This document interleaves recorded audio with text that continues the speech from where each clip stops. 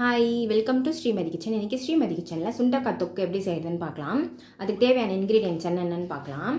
ஒரு 4 வெங்காயம் நல்லா பொடியாக கட் பண்ணி எடுத்து வச்சுருக்கேன்.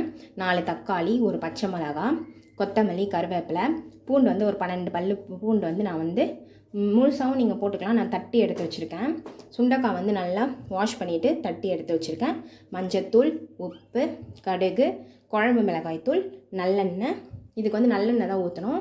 இப்போ எப்படி செய்கிறதுன்னு பார்க்கலாம். ஃபஸ்ட்டு கடாயில் நல்லெண்ணெய் ஊற்றிக்கலாம்.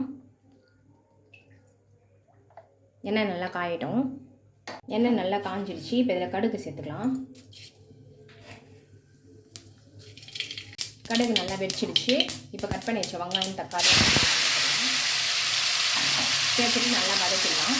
வெங்காயம் தக்காளி இந்த மாதிரி நல்லா வதங்கி இருக்கணும். இங்கே பாருங்கள், நல்லா வதங்கிடுச்சு.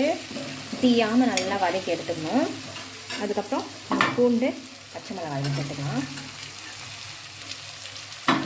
சேர்த்துட்டு நல்லா வதக்கிடலாம்.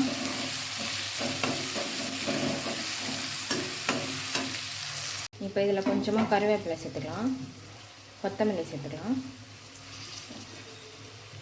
நல்லா வதக்கிடலாம்.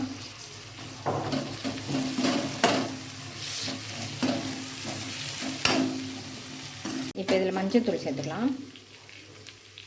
கல் உப்பு 1 ஸ்பூன் எடுத்து வச்சுருக்கேன், அது இதில் சேர்த்துக்கலாம். சேர்த்துட்டு நல்லா வதக்கிடலாம்.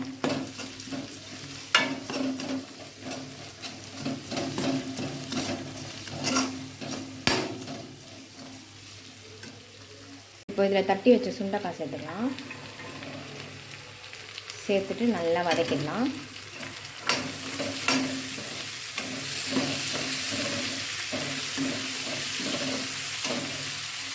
இப்போ இதில் குழம்பு மிளகாய்த்தூள், வீட்டு மிளகாய்த்தூள் ஒரு 2 ஸ்பூன் சேர்த்துக்கலாம். சேர்த்துட்டு நல்லா வதக்கிடலாம்.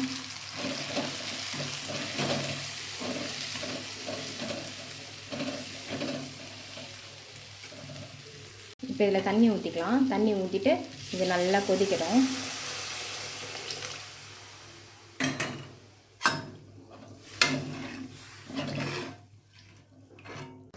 தண்ணிலாம் நல்லா சுண்டி பச்சை சுண்டைக்காய் தொக்கு சூப்பராக ரெடி ஆகிடுச்சு.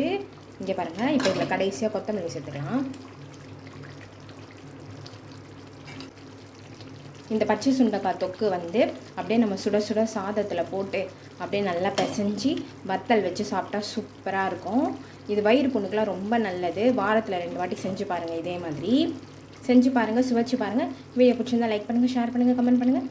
மறக்காமல் சப்ஸ்கிரைப் பண்ணுங்கள். தேங்க்யூ.